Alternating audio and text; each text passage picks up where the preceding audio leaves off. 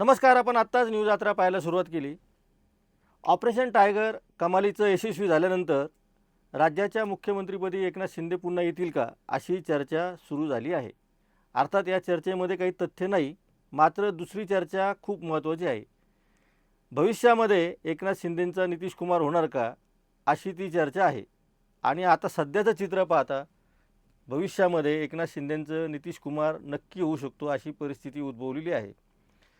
परिस्थिती आपण कशा नजरेनं बघतो त्यावर ते अवलंबून आहे. आपण सगळा हा विषय आज समजून घेणार आहोत की एकनाथ शिंदेंचा नितीश कुमार कसा होऊ शकतो.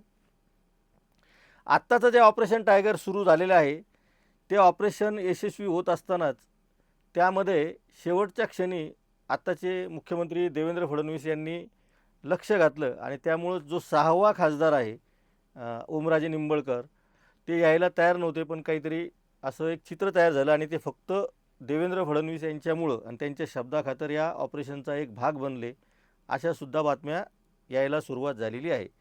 त्यामुळं पहिला धक्का एकनाथ शिंदेंना हाच आहे की तुम्ही जे ऑपरेशन करायला निघालेले होता ते पूर्णतः फेल होणार होतं आणि हे 5चे 5 खासदार एकतर घरी गेले असते किंवा त्यांना परत उद्धव ठाकरेंकडे जावं लागलं असतं. त्यामुळं जर देवेंद्र फडणवीसांनी या ऑपरेशनमध्ये लक्ष घातलं नसतं आणि शेवटच्या खासदाराला जर त्यांनी आणलं नसतं तर एकनाथ शिंदेंचा गेम पुरता झालेला होता, असं भारतीय जनता पक्ष त्यांना सांगू पाहत आहे. दुसऱ्या बाजूला एकनाथ शिंदेंच्या अत्यंत जवळचे असलेले 2 मंत्री आहेत, एक संजय शिरसाट आणि दुसरे उदय सामंत. ते असं म्हणतात की आगामी निवडणुका आम्ही स्वबळावर पण लढवू शकतो. याचा अर्थ कुठंतरी गडबड आहे. एकत्र बसून दुसरा पक्ष फोडण्याचं काम करणारे हे 2 पक्ष एकमेकांच्या बाबतीमध्ये असं का बोलतात, हा प्रश्न मात्र अनुत्तरित राहतो.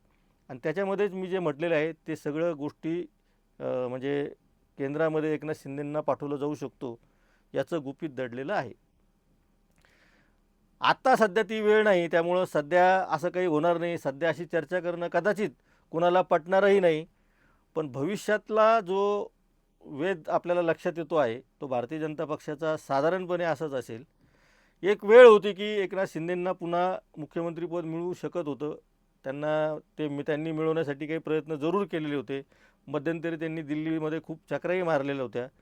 पण त्याच्यानंतर आत्ता एकनाथ शिंदेंना दिल्लीच्या आदेशानुसार सगळ्या गोष्टी कराव्या लागतात आणि ऑपरेशन टायगर हा सुद्धा दिल्लीच्या आदेशानुसार झालेलाच एक खेळ होता आणि त्या खेळामध्ये एकनाथ शिंदे हे एक खेळाडू होते, हे लपून राहिलेलं नाही.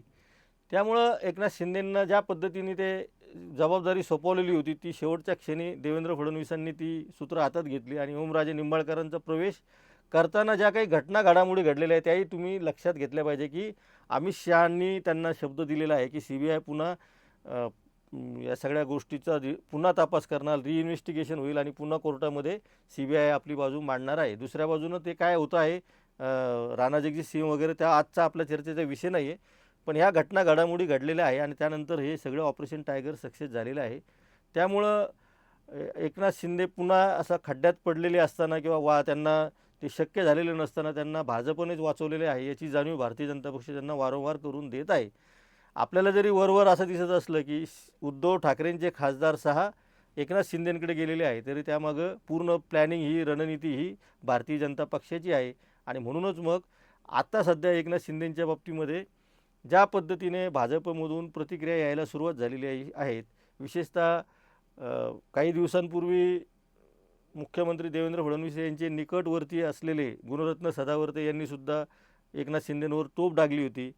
आत्ता गणेश नाईक हे सुद्धा एकनाथ शिंदेंच्या बाबतीमध्ये अत्यंत आक्रमक अशी भूमिका घेताना दिसत आहे. ठाणे जिल्ह्यामध्ये जो ठाणे जिल्हा एकनाथ शिंदेंचा बालेकिल्ला मानला जातो, ज्या ठाणे जिल्ह्यामध्ये एकनाथ शिंदेंच्या राजकारणाचं मूळ रोवलेलं आहे, त्या ठाणे जिल्ह्यामध्येच एकनाथ शिंदेंना नामोहरम करण्यासाठी भारतीय जनता पक्षाने पद्धतशीरपणे व्यूहरचना केलेली आहे.